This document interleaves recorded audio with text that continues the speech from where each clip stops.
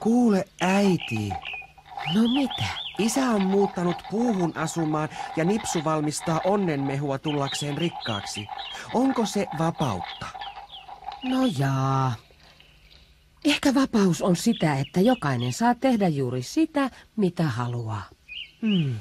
Omasta mielestäni minä olen aina tehnyt sitä, mitä haluan. Muumimamma on kyllä oikeassa. Niin, että sekin on vapautta, kun syö ja nukkuu milloin haluaa. Niin kai. Mutta sehän on hankalaa kellon kannalta. Onkohan isä onnellinen kököttäessään puussa? No ehkä ei aina ole onnellinen, vaikka onkin vapaa. Vapaus voi olla näet yllättävän monimutkaista. Luultavasti muumipappa huomaa, miten vaikeaa puussa on työskennellä, ja ennen kuin hän saa sinne kupin kahvia, se on ehtinyt jäähtyä. Vapausintoilijat ovat höpsähtäneitä.